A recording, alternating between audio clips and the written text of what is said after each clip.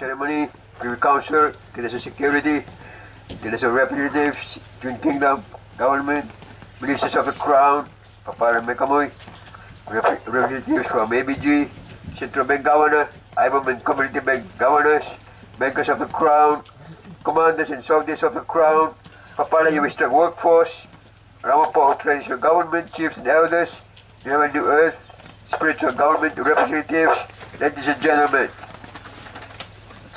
Introduction. Happy Ratification and Remembrance Day to you all. Firstly, today is my last and final opportunity to deliver long speeches to you.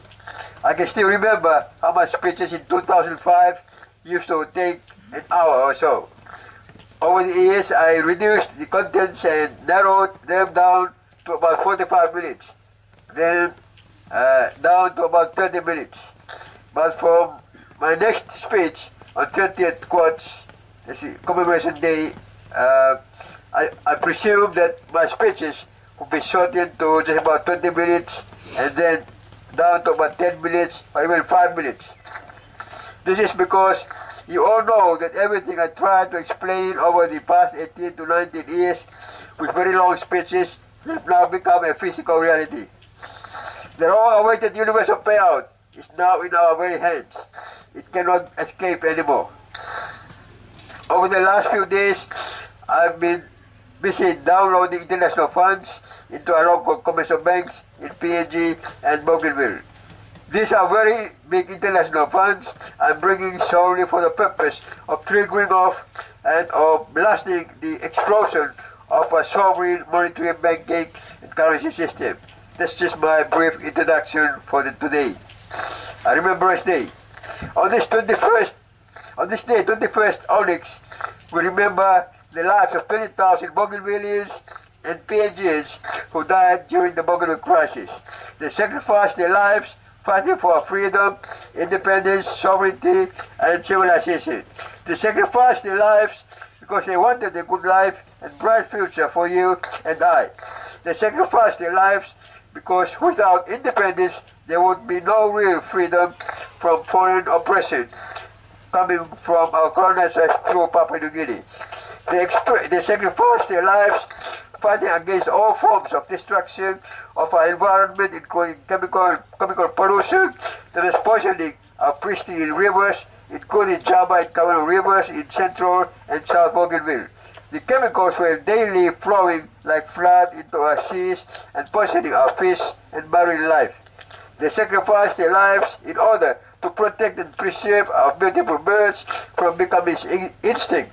Those of us from the south had seen how our flying foxes were dropping to the ground on a daily basis because poison from the mine was getting into their live stream. One of the major clans even lost their special totem bird due to the pollution. The Popolo bird belonged to the Kehlo clan had gone extinct. The children today do not know how the totem bird looks like, what it looks like. All they tell us is that it's a very beautiful bird of paradise, similar to the bird of paradise in PNG, but a little more beautiful with a string of red shell money wrapped up around its neck. You all know all these stories, and I don't wish to bother you anymore. But for the sake of our children, let me continue outlining the effects of foreign control over our land and environment that finally broke the patience of our peace-loving people to take up arms and go to war against the oppressors. The oppressors used PNG as a platform to destroy our culture, land and environment. The PNG government then sent its police mobile squad, followed by its defense force, with orders to shoot and kill. Then one thing led to another. The battle increased rapidly, and our people had no choice but to find other means of fighting the PNG defense force. Then sooner or later, the war against pollution escalated to become a civil war. In the middle of that war, on May 17, 1990, our leading revolutionist French owner made a solemn declaration of independence. That was just a few weeks after the first ceasefire. However, the BRA then used that golden opportunity to kill many innocent Bougainvilleans, chiefs, and elders, whom they suspected as sorcerers or poison men of PNG spies. They caused another crisis within a crisis. Bougainvilleans themselves began to hunt and kill each other. A resistance force was therefore formed in all three regions to protect innocent Bougainvilleans from being killed by the BRA. Here in Siwa alone, we had a major crisis called Siwa crisis. Siwa split into two halves. From Tonu towards Miwo River was controlled by the Bougainville resistance forces, and from Tonu to Ohai River was under the BRA regime. That caused another crisis within families, clans, and sub-clans. Chiefs no longer had control. The day was ruled by those with the gun in their hands. They became the chiefs, elders, and rulers of the day. Sooner or later, frustrated Bougainvilleans chiefs called upon the PNGDF to return and protect them. The PNG government had no choice but to send its troops again to fight against the BRA. All this confusion continued for a decade, and that's why our leaders rightfully called it a crisis. My own village, Tonu village, became a victim of both sides of the coin. Firstly, it was the BRA that burned down the village to ashes. Second came the resistance forces and PNG defense that bulldozed and leveled it down to the ground.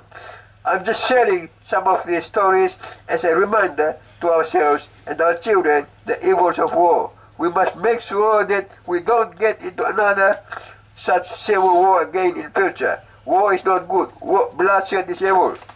Ratification. Most people of Bougainville still do not have a clue of the real intrinsic meaning of the word ratification.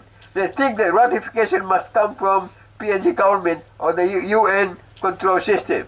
They do not realize that the blood of thousands of Bougainvilleans and PNGians that was shed on our soil had already ratified our independence. We don't need any more ratification from anyone, whether PNG, Australia, or UN. The blood of our people had already spoken to God Almighty, our Kupuna Tantanu, just like the blood of Abel that spoke to God Yahweh during his time. The blood of thousands of our people had already spoken to our God Kupuna Wakatantanu. He is the overall that ratifies covenants according to his master plan, mysteries, and omniscience. That's why Kupuna Tantanu sent his last-born son of man to save us. His last-born has no blood in his hands. His hands are clean, pure, innocent, and holy. More importantly, let us understand the last-born Son of Man has come to us with his own covenant. He is therefore known as the only covenant son of Kupuna Tantanu. The mystery man had also had to ratify his own covenant before he could truly reset his sovereign theocratic kingdom, government, and system and save us all. Therefore, in order to ratify his own covenant, there had to be a situation created for it. That's why you saw that on November 21st, 2006, there was an attack here at Tonu King Square. Hundreds of armed people, led by the ABG police and late Thomas Tari, launched an early morning attack. That's how the mystery man was shot in his left jaw, and a stray bullet from the M16 machine gun, and he shed his innocent blood to ratify his own covenant. That's how and why we are today gathered here to commemorate this very special day as our Remembrance and Ratification Day. We remember this day as the day when the blood of innocent Bougainvilleans and PNGs ratified our freedom, independence, sovereignty, and civilization. We also remember this day as the day when the blood of our mystery man ratified his own covenant to save every one of us. Therefore, if you are still waiting for ratification from PNG and UN, I call upon you to forget that option and come back to your senses. Come and join the Twin Kingdom. Our freedom, independence, sovereignty, and civilization has already been ratified. We have a double ratification. First was ratification by the people during the crisis, and second, it was ratified by our mystery man. Dreamed by Pastor Jacob Newa. At the beginning of the crisis, one of my cousin brothers, Pastor Jacob Newa, saw a dream about the island of Bougainville. He saw the island sink down into the sea and kept going down to the very depths of the ocean. It took a very long time and he was very worried and sorry for his island. Then, after a very long time, as he kept watching, he saw the island begin to come up again slowly. It soon reached the surface at its original place. However, the island did not stop at its original position, but kept rising and rising until it rose to a very, very high level, much higher than all the other islands and continents of the world. Most of what my cousin brother saw in his dream has already come to pass. During the crisis, our island sank to the lowest of the depths of the sea. It sank below all the other islands of the sea. But the time is coming and is here now that our island nation will rise again. This time it won't be the same again, because it's going to rise far above all the other islands and continents of the sea. The same thing happened to Yewistruck. In 1998 and 1999, Yewistruck sent shockwaves to the world with powerful messages to save Bougainville and the world. However, sooner or later, the system began to sink down and down into the depths of the unknown. The powers and authorities of the world, including governments and nations, etc., forcefully liquidated Yewistruck and declared it insolvent. The media organizations in the PNG publicly declared that they would fight against Yewistruck right to the very end. No bank, no central bank, no government, no embassy, and no foreign powers wanted to do anything with Yewistruck. I still remember my meeting with the Central Bank of PNG in 2001. The Central Bank had instructed all the commercial banks in PNG to freeze all funds and accounts belonging to Yewistruck. After freezing my accounts, he started mocking me publicly, saying things like, if Yewistruck has any money at all, it should conduct its payouts. My response was, how can I conduct my payouts when you have frozen my funds and accounts in your commercial bank? Open my accounts and I will pay out my clients. Very simple. After some meetings with the commercial banks, we reached an agreement. They decided to reopen my accounts at PNG BC. I furnished them all the documents and records of clients that would be paid. With this agreement, I made an initial deposit of some large amount of funds into the account on the 30th of August 2001. That was a Thursday. Then from Friday through Saturday and Sunday, my POM clients were happily withdrawing their payout monies from ATMs and calling my officers to thank me for the breakthrough. However, early Monday morning, and wow, the media of PNG carried a very surprising statement. It reported that the Central Bank of PNG had frozen again Yewistruck funds and won't allow its payout program to continue. When I inquired with the banks, they said the frozen funds were sent to the National Court account.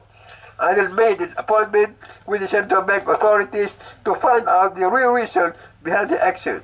I got onto the lift and went up to the top floor and walked down to another floor where the meeting was scheduled to take place. Guess what? The governor sent 3 or 4 of his officers to meet me. One of them was a very close friend of mine from Duke of York Islands. I told everyone that the meeting that Mr. Philip was my personal friend of mine. However, I was surprised when he publicly denied any knowledge of my association with him. He told everyone, no, I don't know this guy. It's my first time to see him today. Anyway, at the meeting, all the central bank authorities told me that the entire Western governing system hovering over our country, PNG, and countries of the world will have absolutely nothing to do with you. Your name and organization has been deregistered from IPA and from all government records. No country, government, embassy, or High Commission will recognize you and work with you. You are just as good as dead. As far as the system is concerned, you are a dead man. You don't exist anymore. I tried to talk, but they would shut me down and say we are talking to a dead man. As a dead man, we can't hear nor understand what you are saying. I told them that's your interpretation of life. As far as I'm concerned, I'm 100% alive and active. That's why I'm talking to you. But they kept repeating that today we are chatting with a dead man. From then onwards, all the embassies and high commissions in PNG declared me a persona non grata. It simply meant I cannot go to any of the countries. I can also remember how the king of Argentina made his own research and told me the United Nations, the World Bank, IMF control system regards me as an international delinquent or criminal. In other words, the serpent and his so-called world system might have thought that I was now a nobody. They thought that I had died and will never ever rise again. But as you can see, they were all wrong. Again, I'm just explaining this in line with the dream or vision my brother Pastor Jacob never saw at the beginning of the crisis. Just as my island Bougainville went down into the depths of the sea, I too went down, very down to the bottom of the Hades, where even our firstborn also went 2,000 years ago and resurrected forever. I tell you, I used to tell my pastors in Port Moresby, PNG, that just as it happened 2,000 years ago, it's happening again. I will surely resurrect again or rise up again. Not only have I resurrected, but I will keep rising and rising like the bright morning star until I rise much higher than all the governments, nations, kingdoms, and systems of the world, which have seen fit to liquidate and declare me insolvent during the time. Again, every dream, a prophecy, or vision must come to pass at its appointed timing. And that timing is now. Our universal vision is going to make Bougainville and Lewis Tract, including Melanesia and others of the Pacific, rise up to the highest levels of global leadership. Therefore, cheer up. The deeper we went down, the higher we are going up. Those who did not sink into the sea will remain where they are while we rise up and keep rising to the highest level of global leadership. That's how things happen in this world. I say this many times before and I say it again now. That is, from my childhood up, I observed all the conflicts in the world, including church conflicts, religious conflicts, Judaism versus Islam, versus Christianity, Hindus versus Buddhists, Taoists, Shintos, Baha'is, etc., etc. I saw governments or nations fighting against each other, etc. And I wondered what answer or solution, where the solution was. I asked my Father in heaven, Yahweh, Kupuna, Tantalo, what the answer or solution to all these arguments, infighting, killings was. Every time I asked him this question, his response to me was the same. You are the answer. You are the solution. Then I would ask how. How am I the answer? How am I the solution? And he would respond to me, you will know when you grow up. That's just when my personal testimony as a child growing up. Ladies and gentlemen, the problem in the world today is that the overall position on the planet today is still held by the serpent who rules the world through his global governing system and structure. The written Bible refers to him as the God of this world. In other words, as long as the overall position in this physical world is still with the serpent, there will never be any true peace and harmony on our planet. Everything in this world rushes and falls on leadership. However, the most important position is the overall commanding position, and once the overall commanding position is in the universe is legally occupied by the mystery man, the world will never be the same again. Originally, the overall position in this physical world was given to the first Adam. He ruled and reigned over it as the God of this world. However, in the process of time, the serpent deceived him through his wife and dethroned him forever. Since then, the serpent had been ruling the world not only as the God of this world, but also as the overall ruler of this world. There is no one higher than him except the Creator, God Yahweh, Kupuna Tantalu himself, who lives in the spirit realm. However, we are talking about the physical realm where you and I live. As said above, as long as this serpent remains the God of this world, there will never be any real peace and harmony in this physical world or planet Earth. The only answer, solution, therefore, is for someone, a physical human being, to take up the original position vacated by Adam. Then, and only then, can mankind live again in total peace and harmony in this world. That's the position that our Father in heaven, Yahweh, Kupuna Tantalu has given to the mystery man today. He is now holding onto that powerful position, and that is the same position that he will be holding onto while conducting his universal payouts to transform the world upside down and downside up. Therefore, as the new overall ruler on the planet Earth, he is now ready to conduct his universal payouts. You can be rest assured 100% that everything down the line will just fall in line. As the written Bible says, when the righteous are in authority, the people rejoice. But when the wicked rule, the people groan.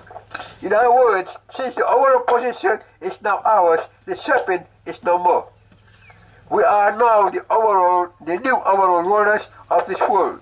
Every little conflict down the line, including church conflicts, religious infighting, government versus government, nation versus nation, kingdom versus kingdom, etc., will now be resolved forever. There will be no more. Again, it's all to do with the overall position. When the serpent occupied the overall position, the earth had only seen wars, bloodshed, killings, murders, poverty, unemployment, suicide, street begging, prostitution, drug abuse, death and sicknesses, etc. But now that the overall position has been occupied by the mystery man, Son of Man, all these problems will be no more.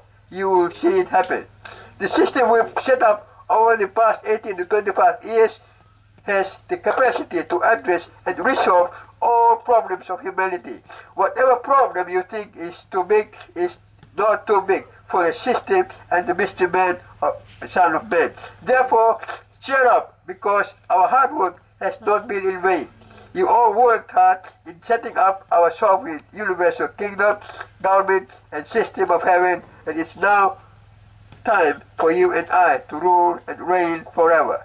Summary is now, I've heard from the government of Papara that everyone in Siwai, Buin, Bana, Central and North is now realizing the truth of Yowistrek, Mekamui, Papara, Twin Kingdom, etc. and now just wants to come and join us. They have finally realized the truth. They are saying that ABC has already hit the brick wall and cannot go any further. Everywhere they are meeting to leave ABG and come join the Mekamui or Twin Kingdom. My response to my government officers is tell them to wait until a trigger of the system. In other words, the entire island of Bougainville is now coming to support everything we have been setting up here too. Our 18 years of waiting is not in vain. We are doing all the correct things, knowing that at the right time all Bougainvilleans will realize and give their undivided support to the new sovereign system. It's happening on its own. I did not force anyone nor manipulated anyone to come and join me. All I did was to come to Tonu and set up what God, our Father, Kupuna Megamu and Kupuna Tantanu had given me to do. He himself brought all of you to me to help me establish the system. While we are setting up, he has also allowed the ABG to continue providing basic services under PNG's budgetary funding. But now that we have completed our setup, everyone else will just forego the ABG to come and join up with the sovereign system. And especially now, as we begin our payouts this week, the ABG system will begin to collapse and face its own demise. It has been expected all along anyway. Therefore, ladies and gentlemen, may I congratulate you for winning the race. May I also congratulate you for arriving in the promised land of milk and honey. May I also congratulate you for graduating with me. May I also congratulate you for becoming multi-millionaires and billionaires. May I also congratulate you for proving all your critics wrong. Along the way, many of our people passed on. Just recently, we had my own brother and prophet Aaron Tuto go as well.